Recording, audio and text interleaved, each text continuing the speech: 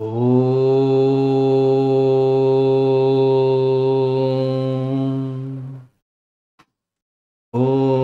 ಸಹನಾವವತು ಸಹನೌ ಭುನಕ್ತು ಸಹ ವೀರ್ಯಂಕರವಾವಹೈ ತೇಜಸ್ವಿನಾವಧೀತಮಸ್ತು ಮಾ ವಿದ್ವಿಷಾವಹೈ.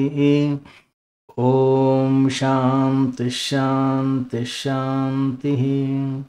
ಬ್ರಹ್ಮಾನಂದಂ ಪರಮಸುಖದಂ ಕೇವಲಂ ಜ್ಞಾನಮೂರ್ತಿಂ ದ್ವಂದ್ವಾತೀತಂ ಗಗನಸದೃಶಂ ತತ್ವಮಸ್ಯಾದಿಲಕ್ಷ್ಯಂ ಏಕಂ ನಿತ್ಯಂ ವಿಮಲಮಚಲಂ ಸರ್ವಧಿ ಸಾಕ್ಷಿಭೂತಂ ಭಾವಾತೀತಂ ತ್ರಿಗುಣರಹಿತಂ ಸದ್ಗುರುಂ ತಂ ನಮಾಮಿ. ಸದಾಶಿವಸಮಾರಂಭಾಂ ಶಂಕರಾಚಾರ್ಯಮಧ್ಯಮಾಂ ಅಸ್ಮದಾಚಾರ್ಯಪರ್ಯಂತಾಂ ವಂದೇ ಗುರುಪರಂಪರಾಂ. ಶ್ರುತಿಸ್ಮೃತಿಪುರಾಣಾನಾಂ ಆಲಯಂ ಕರುಣಾಲಯಂ ನಮಾಮಿ ಭಗವತ್ಪಾದಂ ಶಂಕರಂ ಲೋಕಶಂಕರಂ. ಶಂಕರಂ ಶಂಕರಾಚಾರ್ಯಂ ಕೇಶವಂ ಬಾದರಾಯಣಂ ಸೂತ್ರಭಾಷ್ಯಕೃತೌ ವಂದೇ ಭಗವಂತೌ ಪುನಃ ಪುನಃ ಭಗವಂತೌ ಪುನಃ ಪುನಃ.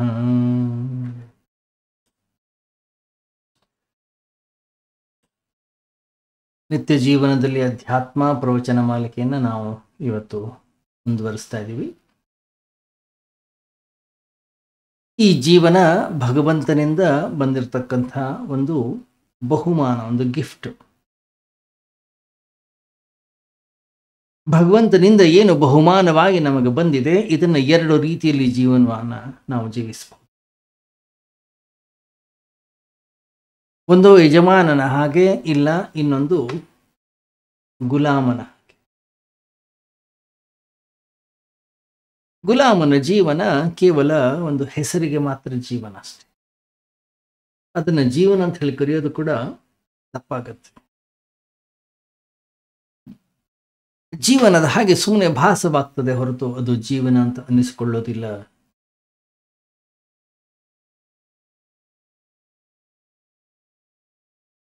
ಗುಲಾಮನ ಜೀವನ ಅನ್ನೋದು ಹೋಗ್ತಾ ಇರುತ್ತೆ, ಯಾವತ್ತೂ ಕೂಡ ಬರೋದಿಲ್ಲ.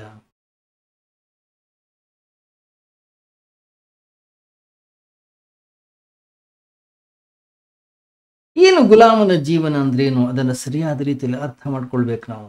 ಆವಾಗ ಮಾತ್ರ ನಾವು ಯಜಮಾನನಾಗ್ಲಿಕ್ಕೆ ಸಾಧ್ಯ.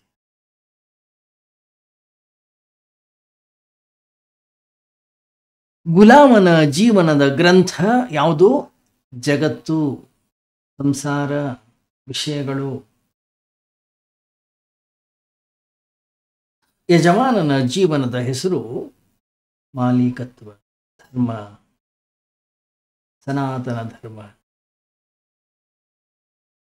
ಯಜಮಾನ ಅಂದ್ರೆ ಏನು ಹೇಳಿ? ಈಗ ಈ ಕ್ಷಣದಲ್ಲಿ ಬದುಕುವಂಥದ್ದು, ಇದೇ ನನ್ನ ಜೀವನ.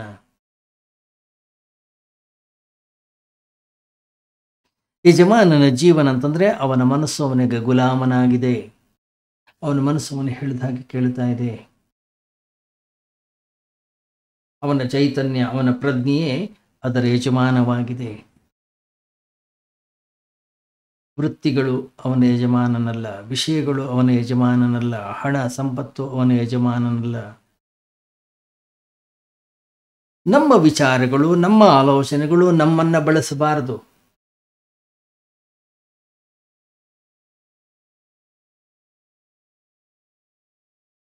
ಜೀವನದ ಲಗಾಮ್ ಅನ್ನುವಂಥದ್ದೇನಿದೆ ಅದು ನಮ್ಮ ಕೈಯಲ್ಲಿರಬೇಕು.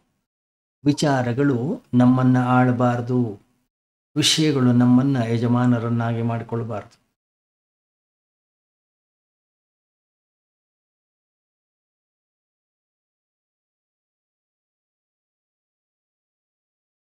ಮನಸ್ಸು, ವಿಚಾರಗಳು ನಮ್ಮ ಕೈಯಲ್ಲಿರಬೇಕು. ಗುಲಾಮನ ಜೀವನ ಅಂತಂದ್ರೆ, ನೀವು ನೋಡಿರ್ಬೋದು ಭಗವದ್ಗೀತೆಯ ಒಂದು ಭಾವಚಿತ್ರವನ್ನು. ಭಗವದ್ಗೀತೆಯ ಭಾವಚಿತ್ರದಲ್ಲಿ ಕುದುರೆಗಳಿವೆ, ರಥವಿದೆ, ಅರ್ಜುನನಿದ್ದಾನೆ, ಕೃಷ್ಣನಿದ್ದಾನೆ.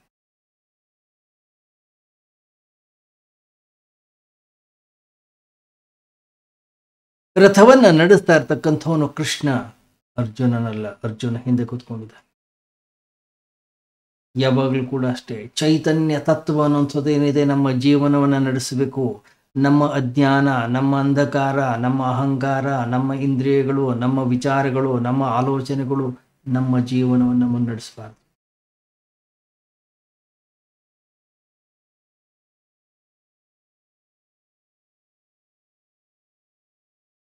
ಕೃಷ್ಣನ ರಥದಲ್ಲಿ ಕೃಷ್ಣನೇ ಸರ್ವಸ್ವ, ಅವನನ್ನು ಬಿಟ್ಟು ಬೇರೆ ಯಾರೂ ಕೂಡ ಇಲ್ಲ.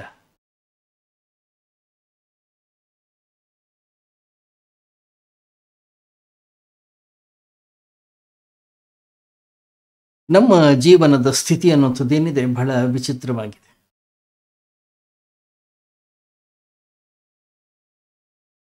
ನಮ್ಮ ಜೀವನದಲ್ಲಿ ಅರ್ಜುನ ರಥದ ಸಾರಥಿಯಾಗಿದ್ದಾನೆ, ಕೃಷ್ಣ ಸುಮ್ಮನೆ ಹಿಂದೆ ಕೂತ್ಕೊಂಡಿದ್ದಾನೆ. ಹೊರಗಿನಿಂದ ನೋಡಿದ್ರೆ ಕೃಷ್ಣ ಯಜಮಾನನ ಹಾಗೆ ಕಾಣಿಸ್ತಾನೆ, ಆದ್ರೆ ಅವನು ಯಜಮಾನನಲ್ಲ.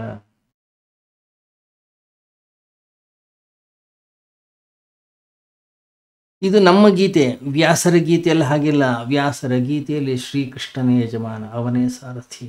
ಕೃಷ್ಣ ಮುಂದೆ ಕೂತ್ಕೊಂಡಿದ್ದಾನೆ, ಅರ್ಜುನ ಅವನ ಹಿಂದೆ ಕೂತ್ಕೊಂಡು.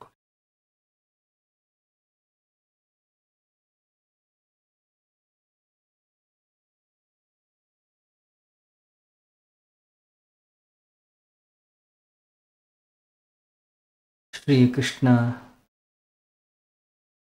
ರಥದ ಸಾರಥಿಯಾಗಿರಬೇಕು.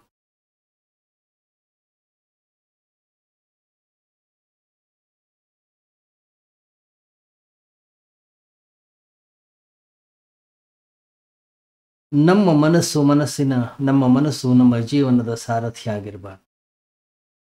ಅದಕ್ಕಾಗಿ ನಮ್ಮ ದೇಶದಲ್ಲಿ ಸನ್ಯಾಸಿಯನ್ನ ಸ್ವಾಮಿ ಅಂತ ಹೇಳಿ ಕರೀತಾರೆ.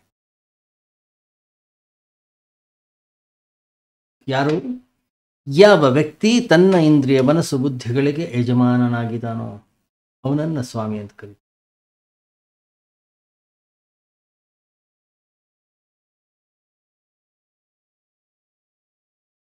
ನಿನ್ನೆಯವರೆಗೆ ದಾರಿ ತಪ್ಪಿಸ್ತಾ ಇದ್ದಂತಹ ಈ ಮನಸ್ಸು, ಈ ಇಂದ್ರಿಯಗಳು ಇವತ್ತು ಅವನ ಸೇವಕರಾಗಿದ್ದಾರೆ, ಅವನ ದಾಸರಾಗಿದ್ದಾರೆ. ಕಣ್ಣುಗಳು ಏನೇನೋ ನೋಡ್ತಾ ಇತ್ತು, ಯಾವಾಗ ಇವನು ಯಜಮಾನನಾದನೋ ಕಣ್ಣುಗಳು ಇವನನ್ನ ಮಾತ್ರ ನೋಡ್ತವೆ, ಬೇರೆ ಯಾರನ್ನು ಕೂಡ ನೋಡುತ್ತಿಲ್ಲ. ಯಾವಾಗ ನಮಗೆ ನಾವೇ ಯಜಮಾನರಲ್ಲ, ಕಣ್ಣುಗಳು ವಸ್ತುಗಳನ್ನು ನೋಡ್ತವೆ, ಕಿವಿಗಳು ಹೊರಗಡೆಯ ವಿಷಯಗಳನ್ನು ಆಲಿಸ್ತವೆ, ನಾಲಿಗೆ ಹೊರಗಡೆಯ ವಸ್ತುಗಳ ರುಚಿಯನ್ನು ನೋಡುತ್ತದೆ, ಮೂಗು ಹೊರಗಡೆಯ ವಸ್ತುಗಳ ವಾಸನೆಯನ್ನು ಆಘ್ರಾಣಿಸ್ತದೆ.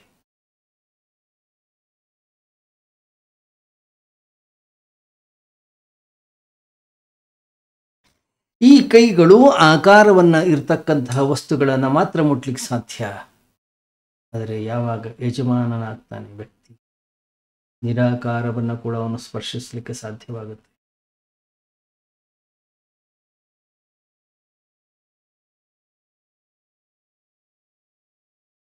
ಯಾವಾಗ ವ್ಯಕ್ತಿ ಅಂತರ್ಮುಖಿ ಆಗ್ತಾನೆ, ಯಾವಾಗ ತನ್ನ ಚೈತನ್ಯ ತತ್ವವನ್ನು ಅರಿತುಕೊಳ್ತಾನೆ, ಅದರಲ್ಲಿ ತಾನು ಅದೇ ನಾನು ಅಂತಕ್ಕಂಥ ಭಾವದಲ್ಲಿ ನಿಂತುಕೊಳ್ತಾನೆ.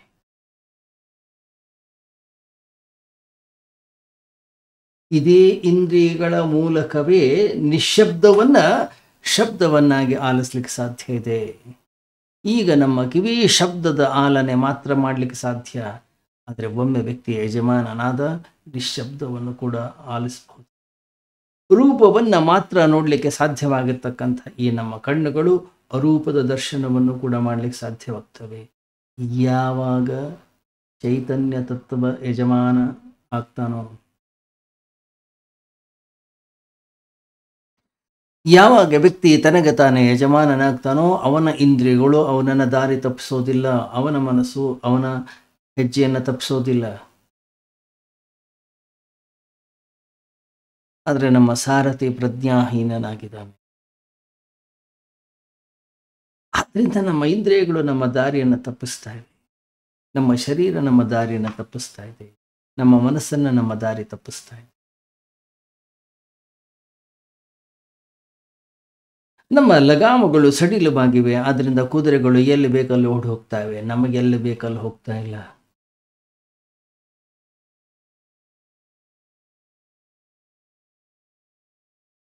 ಇಂದ್ರಿಯಗಳು ಯಾವತ್ತೂ ಕೂಡ ಯಜಮಾನನಾಗಬಾರದು, ಶರೀರ ಯಾವತ್ತೂ ಯಜಮಾನನಾಗಬಾರದು, ಮನಸ್ಸು ಬುದ್ಧಿ ಅನ್ನೋದು ಯಾವತ್ತೂ ಕೂಡ ಯಜಮಾನನಾಗಬಾರ್ದು.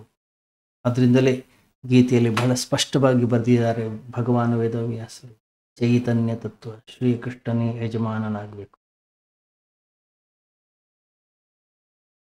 ಜನ ಏನು ಮಾಡ್ತಾರೆ ಅದನ್ನು ಮಾಡ್ತಾ ಇದ್ದೀವಿ ನಾವು. ಎಷ್ಟು ದಿವಸ ಅಂತ ಅದನ್ನು ಮಾಡೋದು, ಎಷ್ಟು ದಿವಸ ಅಂತ ಜನರನ್ನು ಹಿಂಬಾಲಿಸೋದು, ಎಷ್ಟು ದಿವಸ ಅಂತ ಜಗತ್ತನ್ನು ಹಿಂಬಾಲಿಸೋದು, ಎಷ್ಟು ದಿವಸ ಅಂತ ಹೊರಗಡೆ ವಿಷಯ ವಸ್ತುಗಳನ್ನು ಹಿಂಬಾಲಿಸೋದು. ನಿಜ ಹೇಳ್ಬೇಕಂತಂದ್ರೆ ಕೃಷ್ಣ ಮತ್ತು ಅರ್ಜುನ ಅಂತಕ್ಕಂಥವ್ರು ಇಬ್ಬರಿಲ್ಲ, ಒಂದೇ, ಎರಡು ಮಾರ್ಗಗಳಷ್ಟೇ.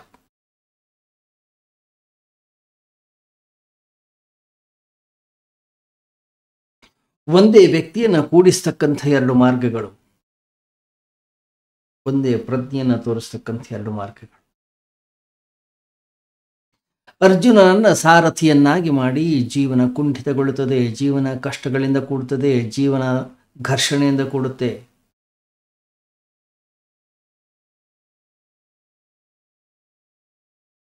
ಕೃಷ್ಣನನ್ನ ಸಾರಥಿಯನ್ನಾಗಿ ಮಾಡಿ, ಚೈತನ್ಯವನ್ನ ಸಾರಥಿಯನ್ನಾಗಿಟ್ಕೊಳ್ಳಿ, ಜೀವನ ಸುಲಲಿತವಾಗುತ್ತೆ, ಜೀವನ ಸಂಗೀತಮಯವಾಗುತ್ತೆ, ಜೀವನ ಆನಂದಮಯವಾಗುತ್ತೆ.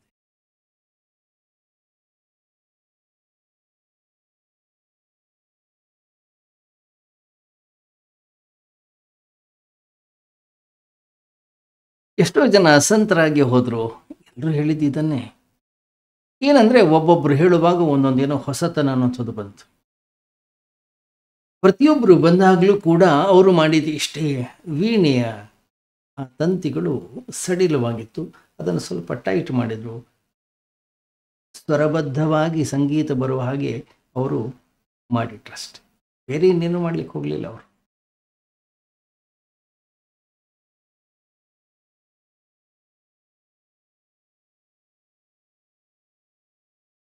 ಪ್ರತಿಯೊಬ್ಬ ಸಂತನ ಸಂದೇಶ ಇದ್ದದ್ದು ಇಷ್ಟೇ, ಅಹಂಕಾರ ಅನ್ನೋಂಥದ್ದು ಬೇಡ, ಅಹಂಕಾರ ಯಜಮಾನನಾಗಬಾರದು, ಅಹಂಕಾರ ಯಾವತ್ತೂ ಹಿಂದಿರಬೇಕು, ಮುಂದ್ಗಡೆ ಚೈತನ್ಯ ಇರಬೇಕು. ನಾವು ಕೇವಲ ಒಂದು ಉಪಕರಣವಾಗಿರಬೇಕು, ಒಂದು ಸಾಧನವಾಗಿರಬೇಕು, ಕೃಷ್ಣನ ಕೈಯಲ್ಲಿ ಇರ್ತಕ್ಕಂಥ ಒಂದು ಕೊಳಲಾಗಿರಬೇಕು, ಅದು ಬಿಟ್ಟು ಬೇರೆ ಏನೂ ಕೂಡ ಇರಬೇಕು.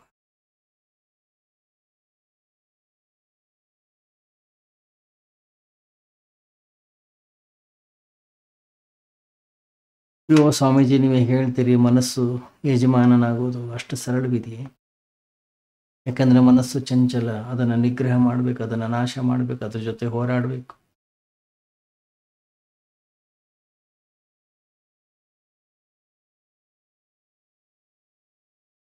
ಅದರ ನಿಯಂತ್ರಣ ಅನ್ನಿಸೋದು ಬಹಳ ಕಷ್ಟ.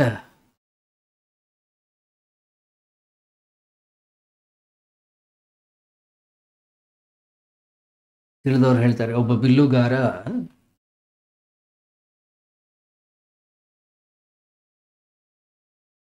ತನ್ನ ಬಾಣವನ್ನು ಮಾಡಿಕೊಂಡು ಹೇಗೆ ನೇರವಾಗಿ ಬಿಡ್ತಾನೋ ಅದೇ ರೀತಿಯಲ್ಲಿ ಮನಸ್ಸನ್ನು ಕೂಡ ಅಷ್ಟೇ ತರಬೇತಿಯನ್ನು ಕೊಡೋದಾದ್ರೆ ಸರಳ ಮಾಡ್ತಾನೆ, ಅದನ್ನು ಕೂಡ ನೇರ ಮಾಡ್ತಾನೆ.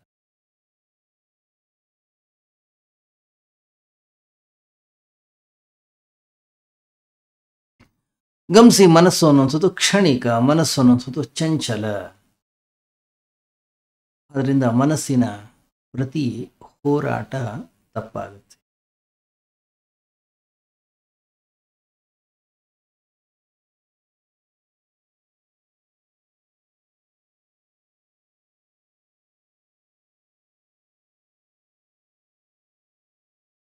ಮನಸ್ಸು ಅನ್ನೋದು ಶಾಶ್ವತವಲ್ಲ, ಶಾಶ್ವತವಾದಂತಹ ತತ್ವವನ್ನ ಹುಡುಕ್ಲಿಕ್ಕೆ ಸಾಧ್ಯ ಇಲ್ಲ.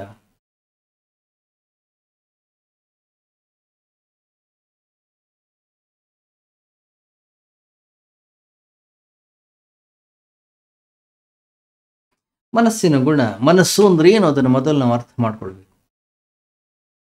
ಅದರ ಸ್ವಭಾವ, ಅದರ ಗುಣವೇ ಚಂಚಲ.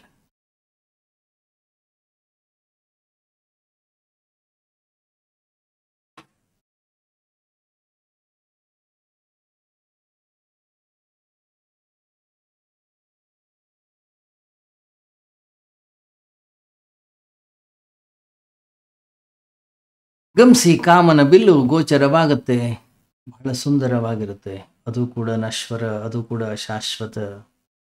ಶಾಶ್ವತವಲ್ಲ. ನೀರ ಮೇಲಿನ ಒಂದು ಗುಳ್ಳೆ ಇದೆ, ನೋಡ್ಲಿಕ್ಕೆ ಬಹಳ ಸುಂದರವಾಗಿ ಕಾಣುತ್ತೆ, ಅದು ಕೂಡ ಶಾಶ್ವತವಲ್ಲ. ಇಬ್ಬನಿಯ ಹನಿ ಒಂದು ಎಲೆಯ ಮೇಲೆ ಬೀಳ್ತದೆ, ಬಹಳ ಸುಂದರ, ಆದರೆ ನಶ್ವರ, ಶಾಶ್ವತವಲ್ಲ.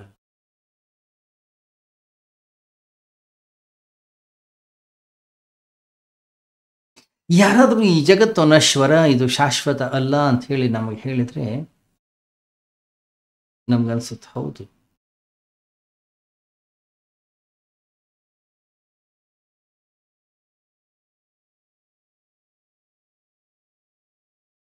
ನಶ್ವರ, ಇದು ಶಾಶ್ವತವಲ್ಲ.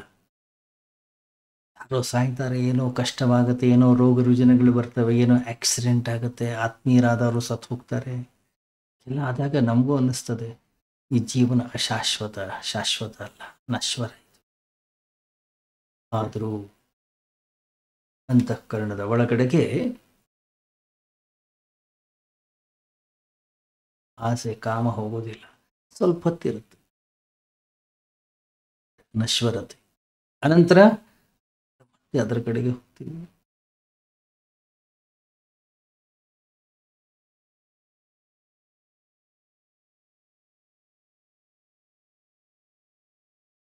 ಯಾವುದೋ ಒಂದಿಷ್ಟು ಗಾಜಿನ ಚೂರನ್ನು, ಯಾವುದೋ ಒಂದಿಷ್ಟು ಬೆಣಚು ಕಲ್ಲುಗಳನ್ನು ಇಟ್ಕೊಂಡಿರ್ತೀವಿ, ಅದನ್ನೇ ವಜ್ರ ಅಂತ ತಿಳ್ಕೊಂಡಿರ್ತೀವಿ, ಅದನ್ನೇ ಗಟ್ಟಿಯಾಗಿ ಹಿಡ್ಕೊಂಡಿರ್ತೀವಿ. ಯಾರೋ ಹೇಳ್ತಾರೆ, ಹೇ ಮೂರ್ಖ, ಅದು ವಜ್ರವಲ್ಲ, ಅದು ಗಾಜಿನ ಚೂರುಗಳಷ್ಟೇ. ಅವ್ರು ಹೇಳಿದಾಗ ನಮ್ಗೆ ಹೌದು ಅನ್ಸುತ್ತೆ. ಅದನ್ನು ಬಿಟ್ಟು ನಿಜವಾದ ವಜ್ರದ ಅನ್ವೇಷಣೆಯಲ್ಲಿ ನಮ್ಮನ್ನು ನಾವು ತೊಡಗಿಸಿಕೊಳ್ಳಬೇಕು. ಅದಿಲ್ಲ.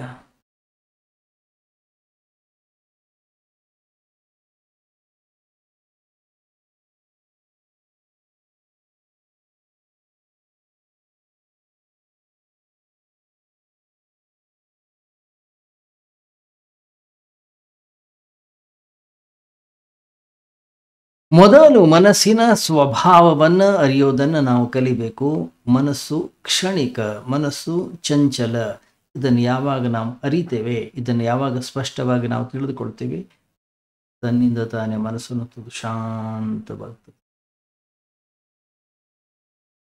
ನೀರಿನ ಗುಳ್ಳೆ ಈಗಿದೆ, ಇನ್ನೊಂದು ಕ್ಷಣಕ್ಕಿಲ್ಲ.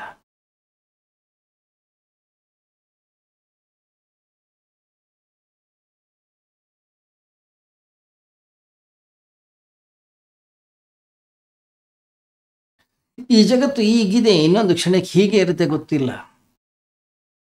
ಈ ಜಗತ್ತು ಬದಲಾಗ್ತಾ ಇರ್ತದೆ, ಇಲ್ಲಿ ಯಾವುದೂ ಕೂಡ ಶಾಶ್ವತವಲ್ಲ. ಅದರಿಂದ ಶಾಶ್ವತವಾದಂತಹ ತತ್ವವನ್ನ ಈ ವಸ್ತುಗಳಲ್ಲಿ, ಈ ವಿಷಯಗಳಲ್ಲಿ, ಈ ವ್ಯಕ್ತಿಗಳಲ್ಲಿ ಹುಡುಕೋದು ತಪ್ಪಾಗುತ್ತೆ. ನಶ್ವರತ್ವವನ್ನ ಅರಿಬೇಕಷ್ಟೇ, ಶಾಶ್ವತವನ್ನು ಹುಡುಕ್ಲಿಕ್ಕೆ ಹೋಗಬಾರದು ಈ ವಿಷಯ ವಸ್ತುಗಳಲ್ಲಿ. ನಾವು ವಸ್ತುಗಳಲ್ಲಿ ಸಿಕ್ಕಾಕೊಂಡಿದ್ದೀವಿ, ವಿಷಯಗಳಲ್ಲಿ ಸಿಕ್ಕಾಕೊಂಡಿದ್ದೇವೆ, ನಾವು ವ್ಯಕ್ತಿಗಳಲ್ಲಿ ಸಿಕ್ಕಾಕೊಂಡಿದ್ದೀವಿ. ಯಾಕೆ?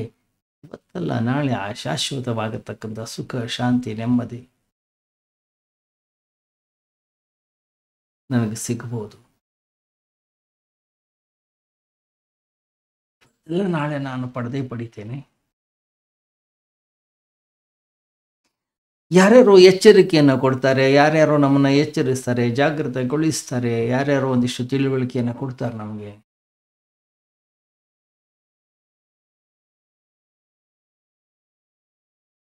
ಅವರು ಹೇಳ್ತಕ್ಕಂಥ ಉಪದೇಶವನ್ನು, ಅವರು ಕೊಟ್ಟಂತಹ ಗ್ರಂಥಗಳನ್ನು, ಅವರು ಕೊಟ್ಟಿರ್ತಕ್ಕಂಥ ಎರಡೆರಡು ಹಿತನುಡಿಗಳನ್ನು ಕೇಳಿದ್ದೀವಿ, ಇಲ್ಲ ಅಂತಿಲ್ಲ.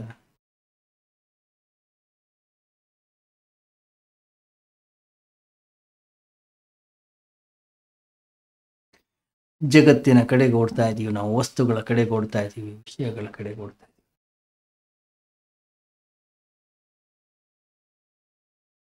ಯಾರೋ ಬಂದು ಹೇಳಿದ್ರು, ಹೇ ಇಲ್ಲಿ ಸುಖ ಇಲ್ಲ, ಇಲ್ಲಿ ಶಾಂತಿ ಇಲ್ಲ, ಇಲ್ಲಿ ನೆಮ್ಮದಿ ಅನ್ನೋಂಥದ್ದು ಇಲ್ಲ, ಇಲ್ಲಿ ಹೋಗ್ಬೇಡ ನೀನು. ಮತ್ತೆ ಯಾವ ಕಡೆಗಿದೆ? ಮುಕ್ತಿ ಅಲ್ಲಿದೆ. ಓ ಹೌದಾ? ಗಮನಿಸಿ, ನಾವು ಎಚ್ಚರಗೊಳ್ಳಿಲ್ಲ, ಅರೆ ನಿದ್ರಾವಸ್ಥೆಯಲ್ಲಿದ್ದೀವಿ. ಈ ಕಡೆ ಓಡ್ಲಿಕ್ಕೆ ಶುರು ಮಾಡಿದೆವು, ಈ ಕಡೆ ಓಡ್ಲಿಕ್ಕೆ ಶುರು ಮಾಡ್ತೀವಿ. ದಿಕ್ಕು ಬದಲಾಯಿತು, ಆದರೆ ನಮ್ಮ ನಿದ್ರಾವಸ್ಥೆ ಇನ್ನೂ ಹಾಗೆ ಇದೆ, ಅದರಲ್ಲಿ ಯಾವುದೇ ರೀತಿಯ ಬದಲಾವಣೆ ಇಲ್ಲ. ಉತ್ತರದ ಕಡೆಗೆ ಓಡ್ತಾ ಇದ್ದಂಥ ಒಬ್ಬ ಹುಚ್ಚ ದಕ್ಷಿಣದ ಕಡೆಗೆ ಓಡ್ಲಿಕ್ಕೆ ಶುರು ಮಾಡ್ತಾನೆ. ಹುಚ್ಚನೇ ಯಾವ ಕಡೆ ಓಡಿದ್ರೆ ಏನು? ಓಡುವಿಕೆ ಅನ್ನುವಂಥದ್ದು ನಿಲ್ಲಬೇಕು. ಯಾಕಂತಂದ್ರೆ ಓಡೋದೇ ಹುಚ್ಚುತನ.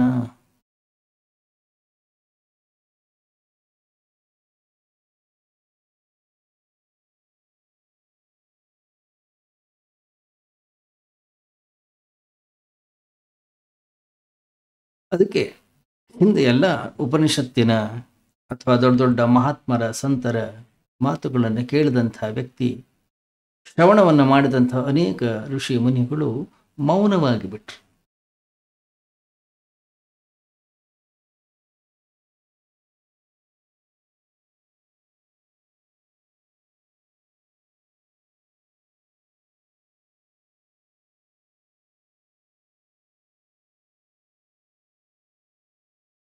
ಯಾಕೆಂದ್ರೆ ಆ ಮಾತುಗಳು, ಆ ಸಂದೇಶಗಳು, ಆ ಉಪದೇಶಗಳು ವ್ಯಕ್ತಿಯನ್ನ ಮೌನದತ್ತ ಕರ್ಕೊಂಡು ಹೋಗ್ತವೆ.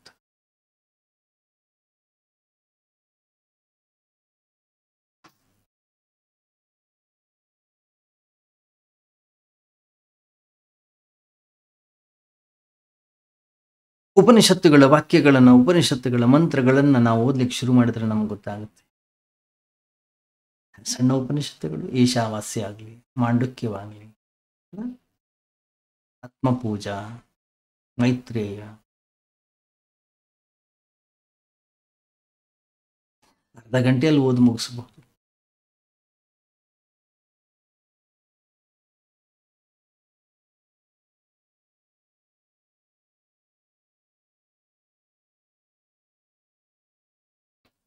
ಆದರೆ ಆ ಮಂತ್ರಗಳ ಆಳಕ್ಕೆ ಇಳಿದು ಹೋದ ಹಾಗೆ ನಾವು ಮೌನವಾಗ್ತಾ ಹೋಗ್ತೀವಿ. ಆ ಶಬ್ದಗಳು ನಮ್ಮನ್ನ ನಿಶ್ಶಬ್ದದ ಕಡೆಗೆ ಕರೆದೊಯ್ತು.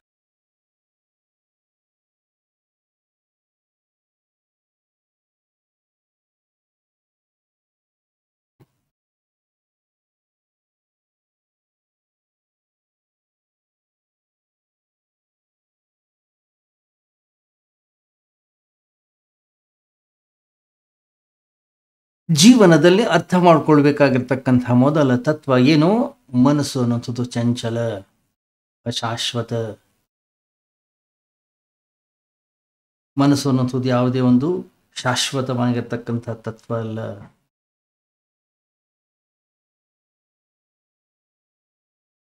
ಯಾವಾಗ ಈ ಮನಸ್ಸಿನ ಸ್ವಭಾವವನ್ನ, ಮನಸ್ಸಿನ ಗುಣವನ್ನ ನಾವು ಅರ್ಥ ಮಾಡಿಕೊಂಡೆವು,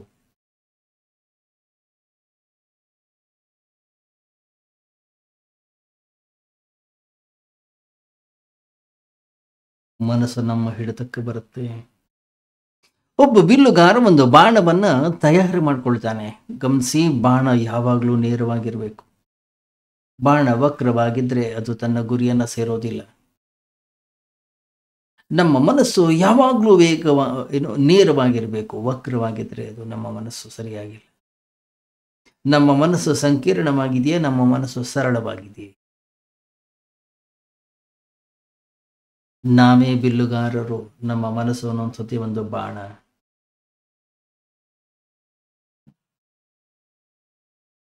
ಸರಳತೆ ಅಂದ್ರೆ ಏನು ಹೇಳಿ? ಸರಳತೆ ಅಂತಂದ್ರೆ ಇದ್ದದ್ದನ್ನ ಇದ್ದ ಹಾಗೆ ನೋಡುವಂಥದ್ದು. ಇನ್ನೊಂದು ರೀತಿಯಲ್ಲ ನೋಡೋದು.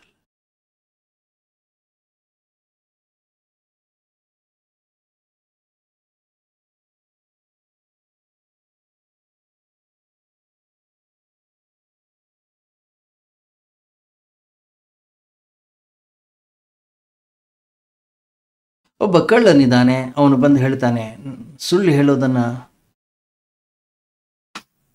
ನಿಲ್ಲಿಸೋದು ಹೇಗೆ? ಇಲ್ಲ, ಸತ್ಯವನ್ನ ನನಗೆ ಕಲಿಸ್ಕೊಡಿ. ಯಾಕೆ? ಅವನಿಗೆ ಈಗಾಗಲೇ ಗೊತ್ತಿದೆ ಸತ್ಯ ಅಂದ್ರೆ ಏನು, ಸುಳ್ಳು ಅಂದ್ರೆ ಏನು.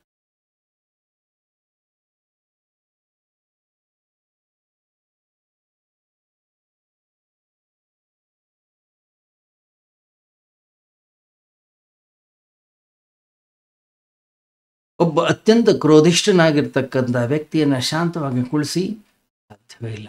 ಯಾಕೆ? ಕುದಿಲಿಕ್ಕೆ ಶುರು ಮಾಡ್ತಾನೆ. ಎಷ್ಟು ಅವನನ್ನ ಶಾಂತವಾಗಿ ಕೂರಿಸುವ ಪ್ರಯತ್ನವನ್ನ ಮಾಡ್ತೀರೋ ಅವನು ಅಷ್ಟು ಕ್ರೋಧಿಷ್ಠನಾಗ್ತಾನೆ.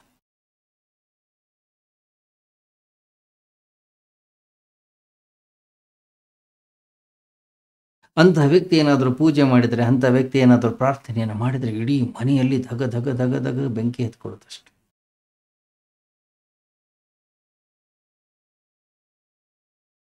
ಗಮನಿಸಿ, ನೀವು ಕೋಪಿಷ್ಠನಾಗಿರ್ತಕ್ಕಂಥ ವ್ಯಕ್ತಿ ಪ್ರಾರ್ಥನೆಯನ್ನು ಮಾಡ್ತಾ ಇದ್ದರೆ ಮನೆಯಲ್ಲಿ ಏನೋ ಒಂದು ಪಾತ್ರ ಬಿತ್ತು, ಮನೆಯಲ್ಲಿ ಭೂಕಂಪವಾಗುತ್ತೆ. ಮಗು ಕಿರಿಸ್ತು, ಮನೆಯ ನರಕದ ನಿರ್ಮಾಣವಾಗುತ್ತೆ. ಅವನ ಧ್ಯಾನ ನಾಶ ಆಗುತ್ತೆ, ಅವನ ಪೂಜೆ ನಾಶವಾಗುತ್ತೆ, ಅವನ ಪ್ರಾರ್ಥನೆ ನಾಶವಾಗುತ್ತೆ.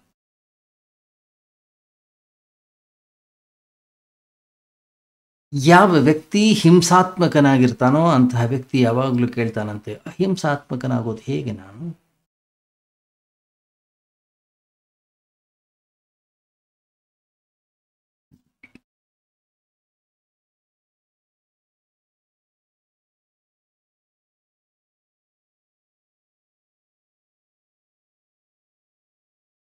ನನ್ನ ಜೀವನದಲ್ಲಿ ಕೋಪ ಅನ್ನೋದು ಬರ್ತಾ ಇದೆಯೋ, ಅದರಿಂದ ದೂರ ಹೋಗುವ ಅವಶ್ಯಕತೆ ಇಲ್ಲ.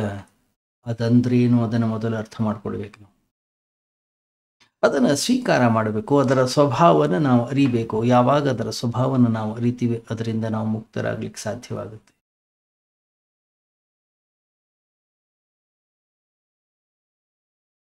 ರೋಗವನ್ನ ಮರೆಮಾಚೋದಲ್ಲ, ರೋಗವನ್ನ ಸರಿ ಮಾಡ್ಕೊಳ್ಬೇಕು. ಅದೇನು ಅಂತ ತಿಳ್ಕೊಳ್ಬೇಕು. ಅದಕ್ಕೆ ಬೇಕಾದಂತಹ ಚಿಕಿತ್ಸೆಯನ್ನು ಕೊಡಬೇಕು. ಅದನ್ನು ಬಚ್ಚಿಟ್ರೆ ಅದು ಜಾಸ್ತಿ ಆಗ್ತಾ. ಹಿಂಸೆಯನ್ನ ಅಹಿಂಸೆಯಿಂದ ಮುಚ್ಚಿಟ್ರೆ ಗಾಯ ಹೆಚ್ಚಾಗ್ತಾ ಹೋಗ್ತದೆ.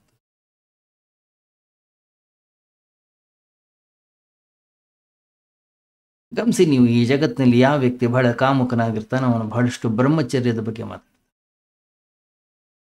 ಯಾವ ವ್ಯಕ್ತಿ ಜಿಪುಣನಾಗಿರ್ತಾನೆ ಅಂಥವನು ದಾನದ ಬಗ್ಗೆ ಮಾತಾಡ್ತಾನೆ. ಯಾವ ವ್ಯಕ್ತಿ ಹಿಂಸಕನಾಗಿರ್ತಾನೆ ಅಂತ ವ್ಯಕ್ತಿ ಅಹಿಂಸೆಯ ಬಗ್ಗೆ ಮಾತಾಡ್ತಾನೆ. ಮೇಲ್ನೋಟಕ್ಕೆ ಎಲ್ಲರೂ ಕೂಡ ಅಷ್ಟೇ, ಎಲ್ಲರೂ ವಿರುದ್ಧವಾಗಿರ್ತಕ್ಕಂಥ ತತ್ವಗಳನ್ನೇ ಮಾತಾಡ್ತಾರೆ. ಅವರು ಒಳಗಡೆಗೆ ವಿರುದ್ಧವಾಗಿ ಇರ್ತಾರೆ.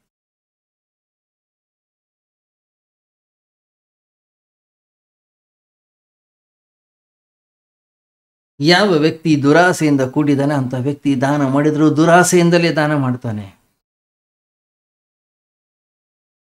ಒಂದು ವೇಳೆ ಈಗೇನಾದರೂ ದಾನವನ್ನು ಅವನು ಮಾಡ್ತಾ ಇದ್ದಾನೆ ಅಂದ್ರೆ ಅದರ ಅರ್ಥ, ಮರಣದ ನಂತರ ಅವನಿಗೆ ಯಾವುದೋ ಸ್ವರ್ಗ ಅಥವಾ ಅಪ್ಸರೆ ಅಥವಾ ಸ್ವರ್ಗದಲ್ಲಿ ಸಿಗ್ತಕ್ಕಂತಹ ಮದ್ಯ ಅಥವಾ ಸ್ವರ್ಗ ಸುಖವನ್ನು ಅನುಭವಿಸಬೇಕು ಅಂತಕ್ಕಂಥ ಭಾವನೆ.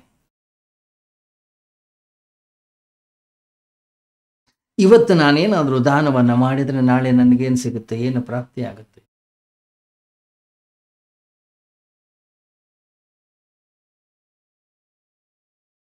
ಇವತ್ತು ನೀವು ಒಂದಿಷ್ಟು ದಾನ ಮಾಡಿದರೆ ನಾಳೆ ಅದರ 100 ಪಟ್ಟು ಜಾಸ್ತಿ ನಮಗೆ ಸಿಗುತ್ತೆ. ಯಾಕೆ? ಒಳ್ಳೆಯ ಭಾವನೆಯಿಂದ ಕೊಡ್ತಾ ಇಲ್ಲ ಅವನು, ಲೋಭವಿದೆ ಅಲ್ಲಿ.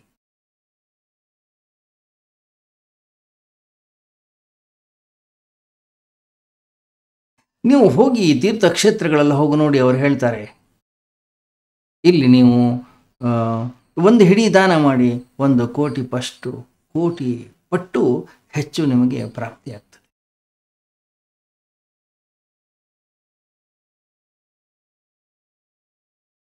ನಮ್ಮ ಅಂತಃಕರಣದ ಒಳಗಡೆಗೆ ದುರಾಸೆಯನ್ನು ಜಾಗೃತಗೊಳಿಸ್ತಾರೆ. ಅಂದಾಗ ಮಾತ್ರ ನಾವು ಒಂದಿಷ್ಟು ದಾನ ಮಾಡ್ತೀವಿ, ಇಲ್ಲೋದ್ರೆ ದಾನವನ್ನು ಕೂಡ ಮಾಡೋದು. ಯಾವಾಗ ವ್ಯಕ್ತಿಯ ಅಂತಃಕರಣದಿಂದ ದುರಾಸೆ ಅನ್ನೋದು ಹೋಗ್ತದೋ ಆವಾಗ ಮಾಡುವ ದಾನವೇ ನಿಜವಾದ ದಾನ. ಯಾವಾಗ ವ್ಯಕ್ತಿಯ ಅಂತಃಕರಣದಲ್ಲಿ ಕಾಮ ಅನ್ನೋದು ಇಲ್ಲವಾಗ್ತದೋ ಆವಾಗ ಏನು ಉಂಟಾಗ್ತದೆ, ಅದಕ್ಕೆ ಹೆಸರು ನಿಜವಾದ ಬ್ರಹ್ಮಚರ್ಯ.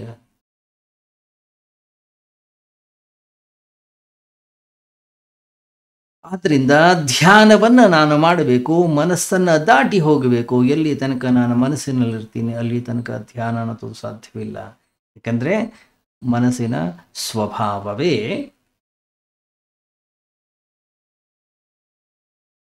ಚಂಚಲ.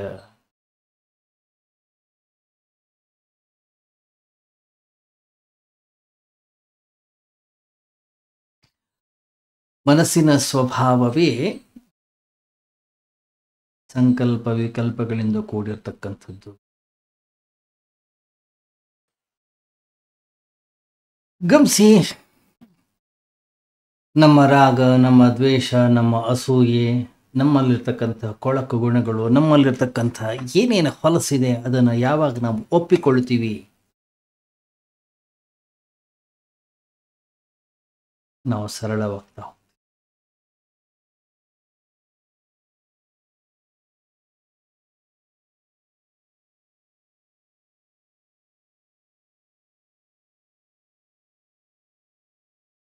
ನಮ್ಮ ಅಹಂಕಾರ ಅನ್ನೋದು ಬೀಳ್ಲಿಕ್ಕೆ ಶುರು ಆಗುತ್ತೆ.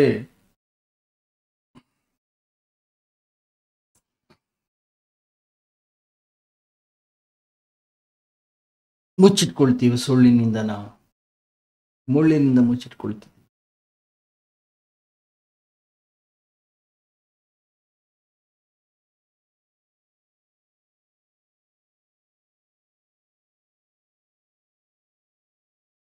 ನಮ್ಮಲ್ಲಿರ್ತಕ್ಕಂತಹ ದೋಷಗಳನ್ನು, ನಮ್ಮಲ್ಲಿರ್ತಕ್ಕಂತಹ ತಪ್ಪುಗಳನ್ನು, ನಮ್ಮಲ್ಲಿರ್ತಕ್ಕಂತಹ ದುಷ್ಟ ಗುಣಗಳನ್ನು ಮೊದಲು ನಾವು ಒಪ್ಕೊಳ್ಬೇಕು. ಹೌದು, ನನ್ನಲ್ಲಿ ಕಾಮವಿದೆ, ನನ್ನಲ್ಲಿ ಮೋಸವಿದೆ, ನನ್ನಲ್ಲಿ ಸುಳ್ಳು ಇದೆ, ನನ್ನಲ್ಲಿ ವಂಚನೆಗಳಿವೆ.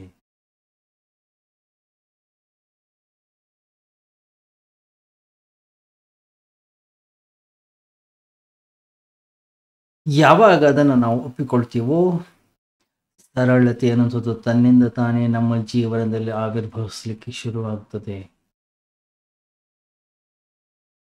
ಹೇಗೆ ಒಬ್ಬ ಬಿಲ್ಲುಗಾರ ತನ್ನ ಬಾಣವನ್ನು ನೇರವಾಗಿ ಮಾಡಿಕೊಳ್ತಾನೋ, ಅದೇ ರೀತಿಯಲ್ಲಿ ಈ ಮನಸ್ಸಿನ ಮೂಲಕವೇ ನಾವು ಸಾಧನೆಯನ್ನು ಮಾಡಬೇಕಾಗ್ತದೆ.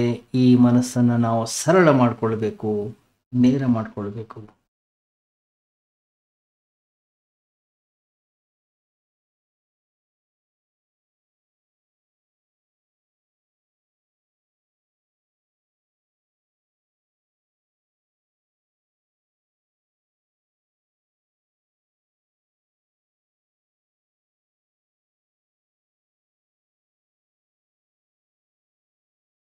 ಹಿಂಸೆಯನ್ನು ಮಾಡ್ತೀವಿ, ಮೋಸವನ್ನು ಮಾಡ್ತೀವಿ, ವಂಚನೆಯನ್ನು ಮಾಡ್ತೀವಿ ಹೊರಗಡೆಯ ಜಗತ್ತಿನಲ್ಲಿ.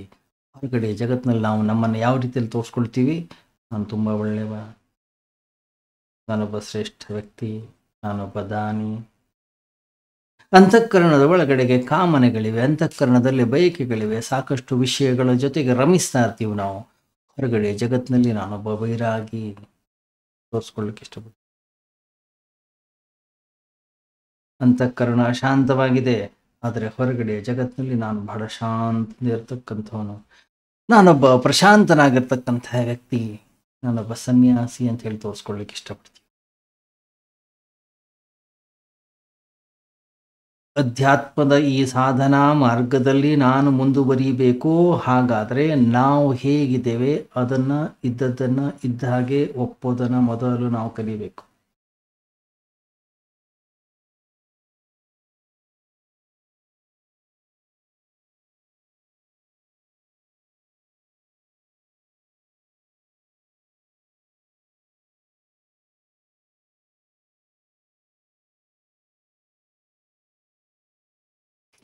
ಎಲ್ಲಿ ತನಕ ನಮ್ಮ ಅಂತಃಕರಣದ ಒಳಗಡೆಗೆ ರಾಗವಿದೆ, ಕಾಮವಿದೆ, ಒಂದು ಭಿಕ್ಷಾ ಪಾತ್ರ ಇದೆ, ಕಾಮನೆಗಳಿವೆ, ಅಲ್ಲಿ ತನಕ ನಾವು ಯಜಮಾನರಾಗ್ಲಿಕ್ಕೆ ಸಾಧ್ಯವಿಲ್ಲ. ಅಲ್ಲಿ ತನಕ ನಾವು ದಾಸರು ನಾವೆಲ್ಲ. ಶುನಕ ನಂದದೆ ಜಗದ ವಾಸನೆಗಳೆಳೆತಕ್ಕೆ ದಿಕ್ಕು ದಿಕ್ಕಿನಲಿ, ಪಾಶಗಳು ಹೊರಗೆ ಕೊಂಡಿಗಳು ನಮ್ಮೊಳಗಿಹವು, ವಾಸನಾಕ್ಷಯ ಮೋಕ್ಷ ಮಂಕುತಿಮ್ಮ. ನಮ್ಮ ಅಂತಃಕರಣದ ಒಳಗಡೆಗೆ ಕೊಂಡಿಗಳಿವೆ, ನಮ್ಮ ಅಂತಃಕರಣದ ಒಳಗಡೆಗೆ ಕಾಮನೆಗಳಿವೆ, ಹೊರಗಡೆಯ ವಸ್ತುಗಳು ಇವೆ. ಅವುಗಳನ್ನು ನಾವು ಬಯಸ್ತಾ ಇದ್ದೀವಿ, ಅವುಗಳು ನಮ್ಮ ಹಿಂದೆ ಬರ್ತಾ ಇಲ್ಲ, ನಾವು ಅದರಿಂದ ಹೋಗ್ತಾ ಇದ್ದೀವಿ. ಯಾಕೆ? ನಾವು ದಾಸರಾಗಿದ್ದೇವೆ.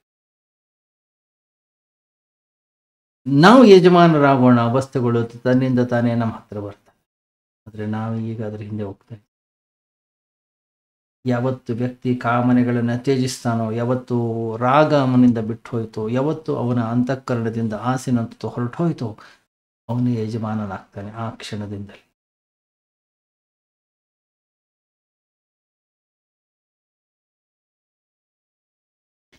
ಎಷ್ಟು ವಿಷಯಗಳ ಜೊತೆಗಿರ್ತೀವಿ, ಎಷ್ಟು ವಸ್ತುಗಳ ಜೊತೆಗಿರ್ತೀವಿ, ಎಷ್ಟು ವಿಷಯಗಳ ಸಂಪರ್ಕದಲ್ಲಿರ್ತೀವಿ ನಾವು, ಅಷ್ಟು ಸತ್ಯ ತತ್ವದಿಂದ ದೂರ ಹೋಗ್ತೀವಿ ನಾವು, ನಮ್ಮಿಂದ ನಾವು ದೂರವಾಗ್ತಾವೆ.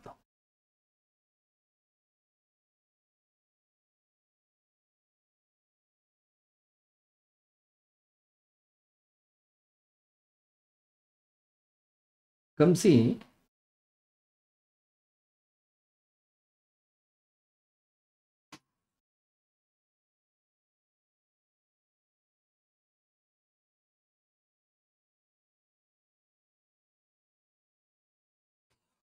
ಒಂದು ಮೀನನ್ನ ನೀರಿನಿಂದ ತೆಗೆದು ಒಂದು ವೇಳೆ ಹೊರಗಡೆಗೆ ಹಾಕ್ತಿರೋ ಹೇಗೆ ಒದ್ದಾಡ್ತದೋ ಆ ರೀತಿ ಮನಸ್ಸನ್ನು ಹಿಡಿಯೋದು ಅಷ್ಟು ಸರಳ ಇಲ್ಲ, ಸುಲಭವಿಲ್ಲ.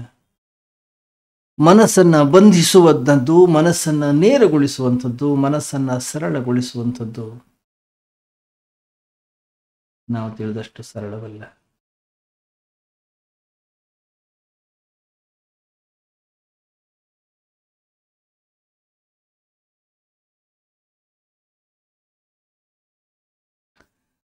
ಸಾಧನೆ ಅಂತಂದ್ರೆ ನಮ್ಮ ಮನಸ್ಸಿಗೆ ಅಷ್ಟು ಇಷ್ಟವಿಲ್ಲ.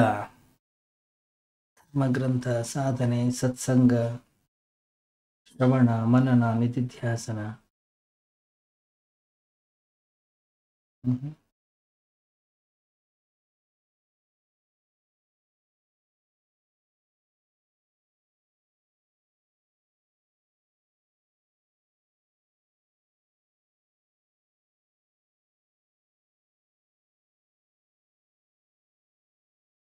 ಕ್ಷುರಸ್ಯ ಧಾರಾ ನಿಶಿತ ದುರತ್ಯಯ ದುರ್ಗಂ ಪಥಸ್ತತ್ ಕವಯೋ ವದಂತಿ.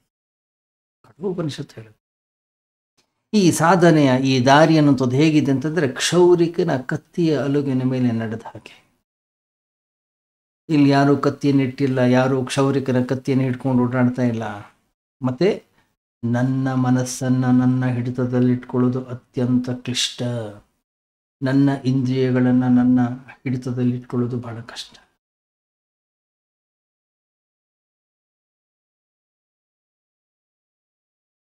ಯಾಕೆಂದ್ರೆ ಬಹಳಷ್ಟು ಅನುಭವಗಳ ನಂತರವೂ ಕೂಡ ಮನಸ್ಸು ನಮ್ಮ ಮೇಲೆ ಒಂದು ಮಾಯಾಜಾಲವನ್ನು ಬೀಳ್ತದೆ. ಮನಸ್ಸು ನಮ್ಮನ್ನು ಆವರಿಸ್ತದೆ, ಮನಸ್ಸು ನಮ್ಮನ್ನು ಆಕ್ರಮಿಸ್ತದೆ.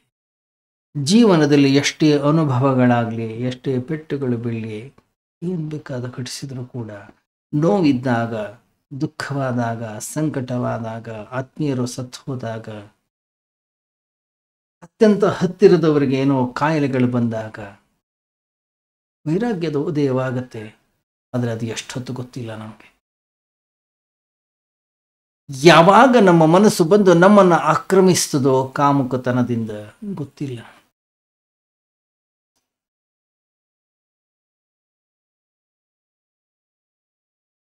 ಅದರಿಂದ ಸಾಧನೆಯನ್ನು ಮಾಡಲಿಕ್ಕೆ ಯಾವಾಗ ನಾವು ಹೋಗ್ತೀವಿ, ಮೊದಲು ನಮ್ಮ ಮನಸ್ಸು ಪ್ರತಿಭಟಿಸ್ತದೆ. ಮೊದಲು ನಮ್ಮ ಮನಸ್ಸು ಎದ್ದು ನಿಲ್ಲುತ್ತೆ. ಅದೇ ನಮ್ಮ ಶತ್ರು.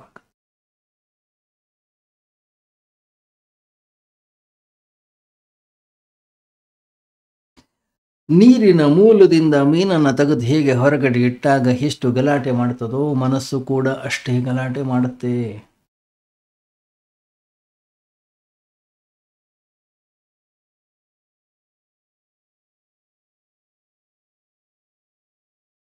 ಜಗತ್ತಿನಲ್ಲಿ ಇರ್ಲಿಕ್ಕೆ ಇಷ್ಟಪಡುತ್ತೆ. ಜಗತ್ತಿನಲ್ಲಿ ಭರವಸೆಗಳಿವೆ, ಭರವಸೆಯ ದಂಡೆ ಇದೆ.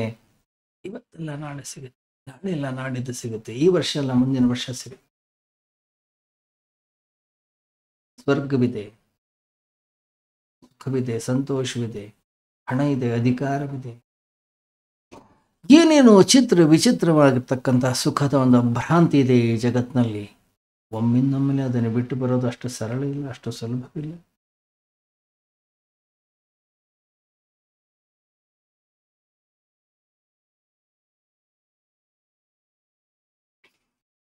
ಆದ್ರಿಂದ ಶಾಶ್ವತವಾಗಿರ್ತಕ್ಕಂತಹ ಸುಖ, ಶಾಂತಿ, ನೆಮ್ಮದಿ ಅನ್ನುವಂಥದ್ದು ಸಿಗುತ್ತೆ ಅಂತ ಹೇಳಿದ್ರು ಕೂಡ ನಮ್ಮ ಮನಸ್ಸು ಇನ್ನೂ ಕಾಮದ ಹಿಂದೆ.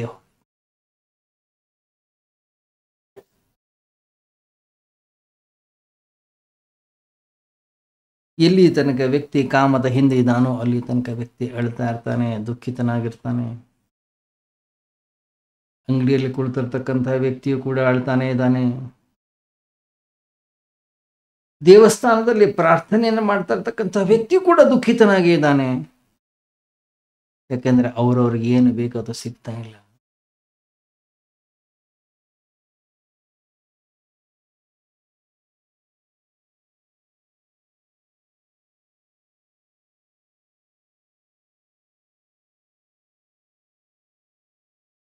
ಎಲ್ಲಿ ತನಕ ವ್ಯಕ್ತಿಯ ಅಂತಃಕರಣದಲ್ಲಿ ಆಸೆಗಳಿವೆ, ಎಲ್ಲಿ ತನಕ ವ್ಯಕ್ತಿಯ ಅಂತಃಕರಣದಲ್ಲಿ ಕಾಮನೆಗಳಿವೆ, ಬಯಕೆಗಳಿವೆ,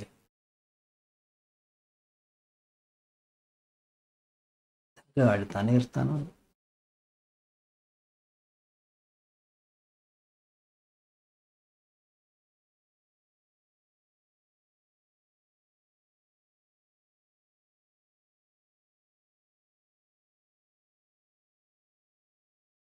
ಆದರೆ ಆ ಮನಸ್ಸನ್ನು ಒಂದು ವೇಳೆ ನಾನು ನಿಗ್ರಹಿಸಿದರೆ, ನಿಗ್ರಹಿಸಲ್ಪಟ್ಟಂತಹ ಮನಸ್ಸು ಆಹ್ಲಾದವನ್ನು ಉಂಟು ಮಾಡುತ್ತದೆ. ಸಂಯಮದಿಂದ ಕೂಡಿರ್ತಕ್ಕಂಥ ಮನಸ್ಸು ಸುಖ ಸಂತೋಷವನ್ನು ಕೊಡುತ್ತೆ.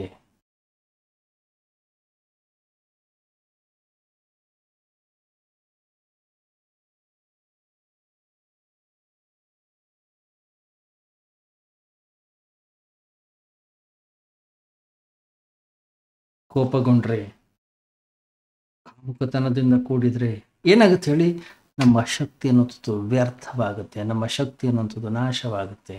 ಆದ್ದರಿಂದ ಆ ಕ್ರಿಯೆ, ಆ ಪ್ರಕ್ರಿಯೆ ಅನ್ನೋಂಥದ್ದು ನಡೆದ ಮೇಲೆ ವ್ಯಕ್ತಿ ಆಯಾಸಗೊಳ್ತಾನೆ.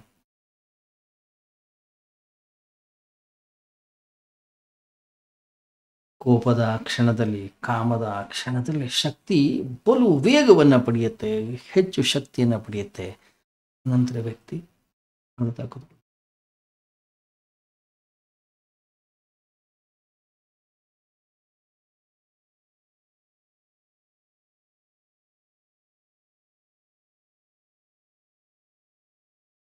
ಖುಷಿಯಾಗಿದ್ದಾಗ ಜಾಸ್ತಿ ಆಗುತ್ತೆ, ದುಃಖದಲ್ಲಿದ್ದಾಗ ಅದೇ ಶಕ್ತಿ ವ್ಯರ್ಥವಾಗುತ್ತೆ.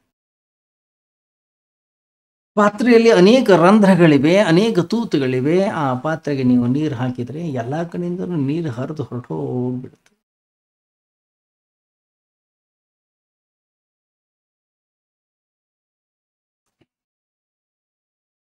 ಅದರಿಂದ ಹಿಂದಿನ ಕಾಲದಲ್ಲಿ ನಿಗ್ರಹ ಅಂತಕ್ಕಂಥ ಶಬ್ದ ಬಹಳ ಸುಪ್ರಸಿದ್ಧವಾಗಿತ್ತು.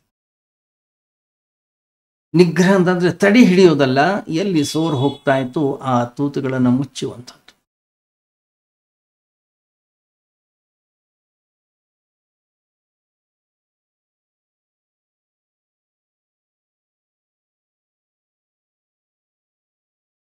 ನಮ್ಮ ಮಿತ್ರೊಬ್ಬರಿದ್ರು, ಬಹಳ ಅದ್ಭುತವಾದಂಥ ವ್ಯಕ್ತಿ. ಕೋಪ ಅವ್ರಿಗೆ ಯಾರಾದರೂ ಅಪಮಾನ ಮಾಡಿದರೆ, ಯಾರಾದರೂ ಬೈದರೆ, ಯಾರಾದರೂ ಅವ್ರಿಗೆ ಇನ್ಸಲ್ಟ್ ಮಾಡಿದರೆ ಸೀದಾ ಹೋಗ್ತಿದ್ರು ತೋಟಕ್ಕೆ, ಹೋಗಿ ಒಂದು ಗುಂಡಿ ತೆಗಿತಿದ್ರು, ಇನ್ನೊಂದು ದಿವಸ ಹೋಗಿ ಅಲ್ಲಿ ಮರವನ್ನು ಹಚ್ಚಿದ್ರು. ಯಾಕೆಂತಂದ್ರೆ ಸ್ವಾಮೀಜಿ ಆ ಸಮಯದಲ್ಲಿ ನನ್ನ ಕೈನಲ್ಲಿ ಸುಮ್ಮನೆ ಕೊಡ್ಲಿಕ್ಕೆ ಆಗೋದಿಲ್ಲ. ಕೋಪದ ಶಕ್ತಿ ಅನ್ನೋದು ನನ್ನಲ್ಲಿ ಎಷ್ಟು ಇರುತ್ತೆ ಅಂತಂದ್ರೆ, ನಾನು ಸುಮ್ಮನೆ ಏನು ಮಾಡದೇ ಇದ್ರೆ ಏನಾದರೂ ಸರ್ವನಾಶ ಮಾಡಿ ಅಪಾಯವನ್ನುಂಟು. ಅದರಿಂದ ನಾನು ಕಂಡು ಹಿಡ್ಕೊಂಡಿರ್ತಕ್ಕಂಥ ಮಾರ್ಗ ಏನದು? ಒಂದು ತೆಗಿತೀನಿ, ಒಂದು ಗಿಡವನ್ನು ನೆಡ್ತೀನಿ, ಯಾವುದೋ ಬೇಡವಾಗಿರ್ತಕ್ಕಂಥ ಗಿಡಗಳನ್ನ ಬೆಳೆದಿದ್ದ ಅದನ್ನು ಟ್ರಿಮ್ ಮಾಡ್ತೀನಿ.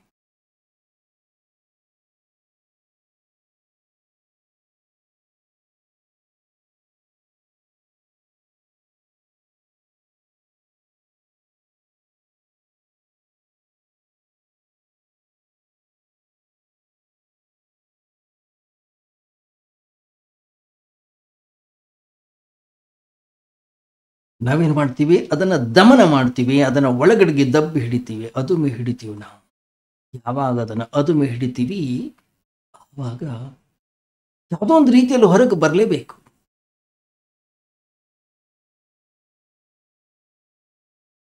ಗಮನಿಸಿ, ನಾವು ಯಾವಾಗ ಒಂದು ಕೋಪವನ್ನು ಮಾಡ್ಕೊಳ್ತೀವಿ, ನಮ್ಗೆ ಗೊತ್ತಿಲ್ಲದೆ ನಮ್ಮ ಅಂತಃಕರಣದ ಒಳಗಡೆಗೆ, ನಮ್ಮ ಶರೀರದ ಒಳಗಡೆಗೆ ಒಂದು ಹುಣ್ಣಾಗುತ್ತೆ.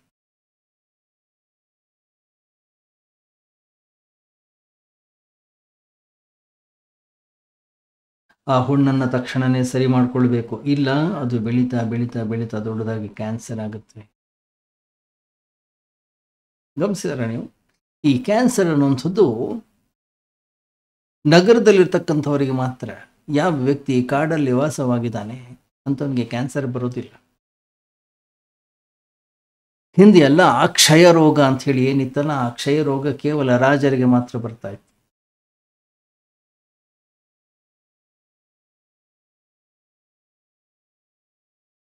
ಅದರಿಂದ ಹಿಂದೆ ಕ್ಷಯ ರೋಗವನ್ನು ರಾಜರೋಗ ಅಂತ ಕರೀತಿದ್ರು, ಬೇರೆಯವರಿಗೆ ಬರ್ತಿರ್ಲಿಲ್ಲ. ಯಾಕೆ? ಅಷ್ಟು ಅದುಮೆ ಹಿಡಿತಿದ್ರು, ಅಷ್ಟು ಒತ್ತಡವನ್ನು ಅದುಮೆ ಹಿಡಿತಿದ್ರು ಅವರ ಒಳಗಡೆಗೆ. ಅವರು ಸರಳವಾಗಿರ್ತಾ ಇರಲಿಲ್ಲ, ಸರಳವಾಗಿರ್ಲಿಕ್ಕೆ ಅವ್ರ ಕೈನಲ್ಲಿ ಭಾವನೆಗಳನ್ನು ವ್ಯಕ್ತಪಡಿಸಬೇಕು, ವ್ಯಕ್ತಪಡಿಸ್ಲಿಕ್ಕೆ ಆಗ್ತಿರ್ಲಿಲ್ಲ. ಒಳಗಡೆಗೆ ಕೋಪ ಇತ್ತು, ಹೊರಗಡೆಗೆ ವಿನಯವನ್ನು ಅಭಿವ್ಯಕ್ತಪಡಿಸಬೇಕು. ಒಳಗಡೆಗಿರೋ ಭಾವನೆಯೇ ಬೇರೆ, ಹೊರಗಡೆ ಅಭಿವ್ಯಕ್ತಪಡಿಸಬೇಕಾಗಿರ್ತಕ್ಕಂಥ ಭಾವನೆಯೇ ಬೇರೆ. ಒಳಗಡೆ ಅಳು ಬರ್ತಾ ಇರತ್ತೆ, ಹೊರಗಡೆ ನೀವು ನಗೋದನ್ನು ತೋರಿಸ್ಬೇಕು.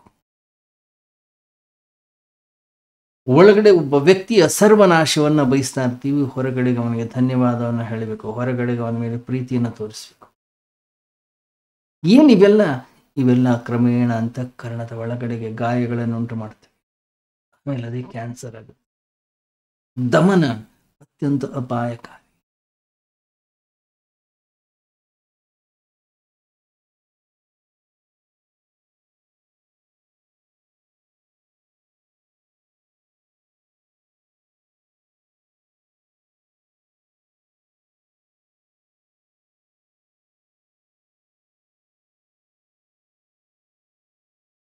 ಗಮನಿಸಿ, ನಮ್ಮ ಅಂತಃಕರಣದ ಒಳಗಡೆಗೆ ಕೋಪ ಬಂದಾಗ, ನಮ್ಮ ಅಂತಃಕರಣದ ಒಳಗಡೆಗೆ ಕಾಮ ಬಂದಾಗ, ದ್ವೇಷ ಬಂದಾಗ ನಾವೇನು ಮಾಡ್ತೀವಿ? ತೊಗೊಂಡೋಗಿ ಮತ್ತೊಬ್ಬ ವ್ಯಕ್ತಿ ಮೇಲೆ ಹಾಕ್ತೀವಿ.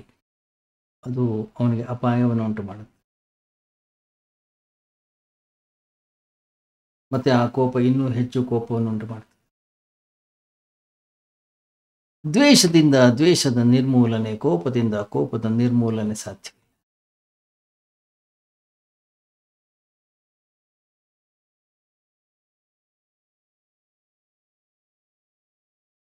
ಆದ್ದರಿಂದ ಕೋಪವನ್ನು, ದ್ವೇಷವನ್ನು ಮತ್ತೊಬ್ಬರ ಮೇಲೆ ಎರಚಬಾರದು. ಮತ್ತೆ ನಮ್ಮಲ್ಲಿ ಅದನ್ನು ಪರಿವರ್ತನೆ ಮಾಡತಕ್ಕಂತಹ ಪ್ರಕ್ರಿಯೆಯಲ್ಲಿ ನಮ್ಮನ್ನು ನಾವು ತೊಡಗಿಸಿಕೊಳ್ಬೇಕು.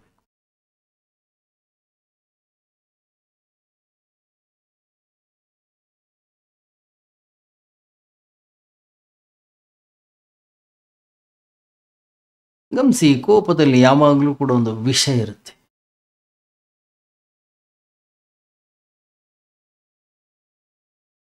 ಯಾವಾಗ ಅದರ ಪಾಲನೆ ಪೋಷಣೆಯನ್ನು ಮಾಡ್ತೀವಿ, ನಮ್ಮ ಜೀವನದ ಸಂತೋಷ ಕ್ರಮೇಣವಾಗಿ ನಾಶವಾಗುತ್ತೆ.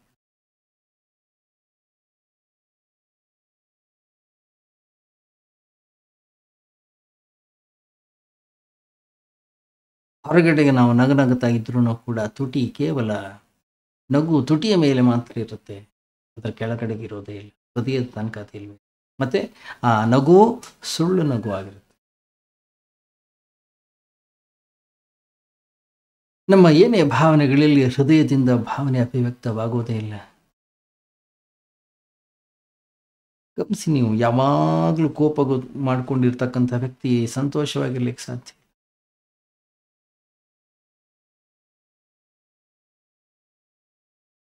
ಒಳಗಡೆ ಒಂದು ಭಯಾನಕ ಕೋಲಾಹಲ, ಜ್ವಾಲಾಮುಖಿ ಇರುತ್ತೆ.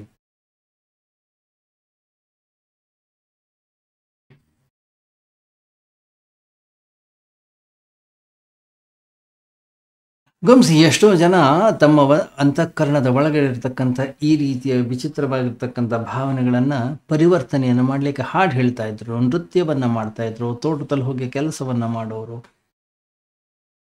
ತಮ್ಮ ಒಳಗಡೆಗೆ ಏನು ಬೇಡವಾಗಿರ್ತಕ್ಕಂತಹ ಶಕ್ತಿ ಉತ್ಪತ್ತಿಯಾಗಿದೆ, ಆ ಶಕ್ತಿಯನ್ನು ಕ್ರಿಯಾತ್ಮಕವಾಗಿ ಉಪಯೋಗಿಸ್ಕೊಳ್ತಾ ಇದ್ರು. ಸುಮ್ಮನೆ ಕೂತ್ಕೊಳ್ಳೋದಲ್ಲ, ಸುಮ್ಮನೆ ಕೂತ್ಕೊಂಡ್ರೆ ಅದು ಜ್ವಾಲಾಮುಖಿ ಆಗ್ಬಿಡುತ್ತೆ.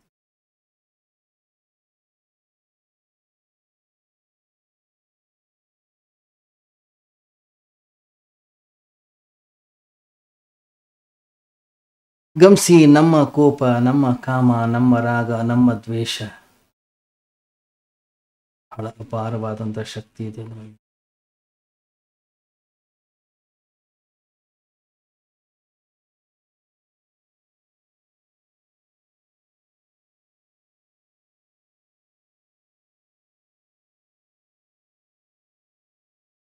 ಏನು ವ್ಯಕ್ತಿ ಅಂತಃಕರಣದಲ್ಲಿ ಶಕ್ತಿಯ ಉತ್ಪತ್ತಿ ಆಗ್ತಾ ಇದೆ, ಅದನ್ನು ಒಂದು ಕಡೆಗೆ ಪ್ರವಹಿಸಲಿಕ್ಕೆ ಏನಾದರೂ ಒಂದು ವ್ಯವಸ್ಥೆಯನ್ನು ಮಾಡಬೇಕು. ಇಲ್ಲ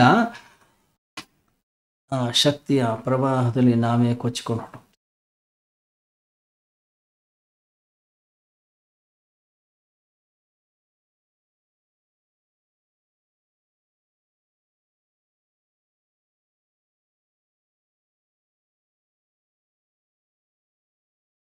ಅದರ ಬಗ್ಗೆ ಬಹಳಷ್ಟು ಚಿಂತನೆಯನ್ನು ಮಾಡಬೇಕಾಗುತ್ತೆ.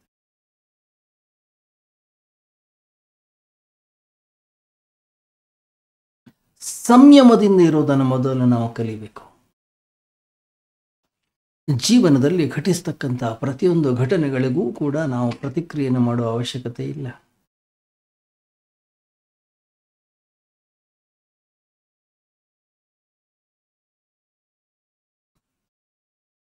ನಮ್ಮ ಮಿತ್ರೊಬ್ರು ಹೇಳೋರು, ಕ್ರಿಕೆಟ್ ಆಟಗಾರರು, ಬೌಲರ್ ಹಾಕಿದಂತಹ ಪ್ರತಿಯೊಂದು ಬೌಲನ್ನು ಹೊಡಿಲೇಬೇಕು ಅಂತಕ್ಕಂಥ ಯಾವ ನಿಯಮ ಇಲ್ಲ ಬ್ಯಾಟ್ಸ್ಮನ್ಗೆ. ಕೆಲವು ಬಾಲ್ಗಳನ್ನು ಆಡೋದಿಲ್ಲ, ಬಿಟ್ಟು ಬಿಡ್ತಾನೆ, ಅದು ಹಿಂದೆ ಹೋಗುತ್ತೆ. ಬಾಲನ್ನು ಬಿಡುವಂಥದ್ದು ಕೂಡ ಒಂದು ಒಳ್ಳೆಯ ಕ್ರಿಕೆಟ್. ಹೊಡೆಯುವಂಥದ್ದು ಖಂಡಿತವಾಗ್ಲೂ ಒಳ್ಳೆಯದು, ಆದರೆ ಕೆಲವು ಸರಿ ಬಾಲ್ ಬಿಟ್ಟಾಗ ಅದು ಕೂಡ ಒಳ್ಳೆಯದು. ಯಾಕೆ? ಯಾವುದನ್ನು ಬಿಡಬೇಕು ಗೊತ್ತಿರಬೇಕು, ಯಾವುದನ್ನು ಹೊಡಿಬೇಕು ಅವನಿಗೆ ಗೊತ್ತಿರಬೇಕು. ಇಲ್ಲ ಅವನು ಔಟ್ ಆಗಿ ಹೋಗ್ತಾನೆ, ನಾಶವಾಗ್ತಾನೆ. ಆದ್ರಿಂದ ಜೀವನದಲ್ಲಿಯೂ ಕೂಡ ಅಷ್ಟೇ, ಎಲ್ಲಿ ಶಾಂತವಾಗಿರಬೇಕು, ಎಲ್ಲಿ ಪ್ರತಿಕ್ರಿಯೆಯನ್ನು ಮಾಡಬಾರ್ದು, ಎಲ್ಲಿ ಪ್ರತಿಕ್ರಿಯಿಸಬೇಕು ಅನ್ನುವಂಥ ಸಮತೋಲನ ಅನ್ನುವಂಥದ್ದು ವ್ಯಕ್ತಿಯ ಅಂತಃಕರಣದ ಒಳಗಡೆಗೆ ಬಹಳ ಅತ್ಯವಶ್ಯಕವಾಗಿದೆ. ಒಂದು ವೇಳೆ ವ್ಯಕ್ತಿಯ ಅಂತಃಕರಣದಲ್ಲಿ ಈ ಸಮತೋಲನ ಅನ್ನೋದು ಇಲ್ಲ, ನಿಯಂತ್ರಣ ಅನ್ನೋದು ಇಲ್ಲ, ಸರ್ವನಾಶವಾಗ್ಬಿಡ್ತದೆ.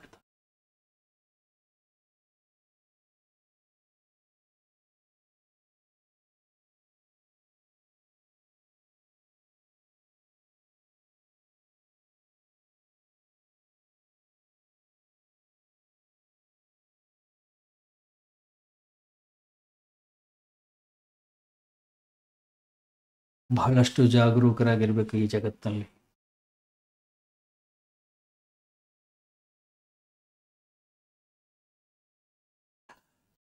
ಸಮತೋಲನ, ಸಂತುಲನ ಅನ್ನುವಂಥದ್ದೇನಿದೆ ಜೀವನದ ಒಂದು ಅತ್ಯಂತ ಸುಂದರವಾದಂಥ ಒಂದು ನಿಯಮ.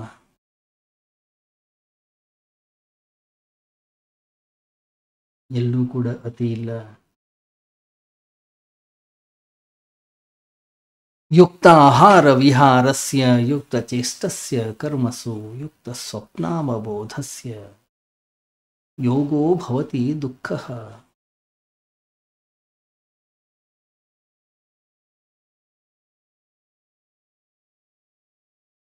ಎಷ್ಟು ಮಾತನಾಡಬೇಕು, ಎಷ್ಟು ಕೇಳಬೇಕು, ಎಷ್ಟು ವಿಶ್ರಾಂತಿಯನ್ನು ಪಡೆಯಬೇಕು, ಎಷ್ಟು ಶ್ರಮ ಪಡಬೇಕು, ಎಷ್ಟು ವ್ಯವಹಾರವನ್ನು ಮಾಡಬೇಕು. ಯುಕ್ತತೆ, ಒಂದು ಸಂತುಲನ, ಒಂದು ಸಮತೋಲನ ಅತ್ಯವಶ್ಯಕ.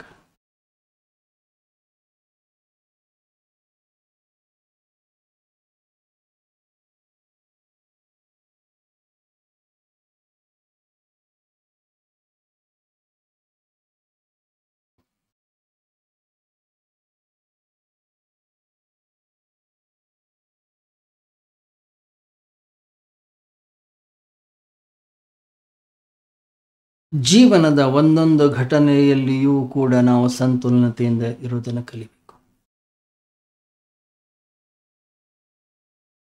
ಜೀವನದ ಒಂದೊಂದು ಅನುಭವಗಳಿಂದಲೂ ಕೂಡ ನಾವು ಪಾಠವನ್ನು ಕಲಿಬೇಕಾಗುತ್ತೆ.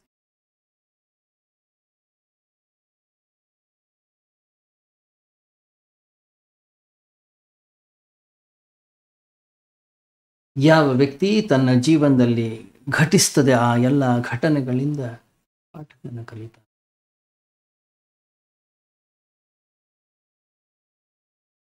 ಹಾಗಾದ್ರೆ ಅವನು ಮುಕ್ತನಾಗ್ತಾನೆ. ಅವನು ಯಾವ ಭಗವದ್ಗೀತೆಯನ್ನು ಓದೋ ಅವಶ್ಯಕತೆ ಇಲ್ಲ, ಅವನು ಯಾವ ಸಂದೇಶವನ್ನು ಕೇಳುವ ಅವಶ್ಯಕತೆ.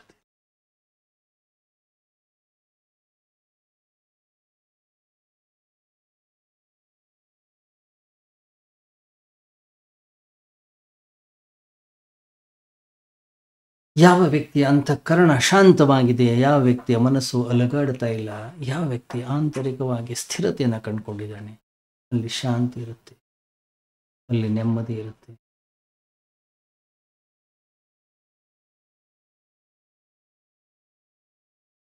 ಎಲ್ಲಿ ಜ್ಯೋತಿ ಇದೆ, ಎಲ್ಲಿ ಬೆಳಕಿದೆ, ಅಲ್ಲಿ ಭಯವಿಲ್ಲ. ಎಲ್ಲಿ ಸ್ಥಿರವಾದಂಥ ಅಂತಃಕರಣವಿದೆ, ಯಾವ ವ್ಯಕ್ತಿ ತನ್ನ ಮನಸ್ಸನ್ನು ತನ್ನ ಹಿಡಿತದಲ್ಲಿ ಇಟ್ಕೊಂಡಿದ್ದಾನೆ,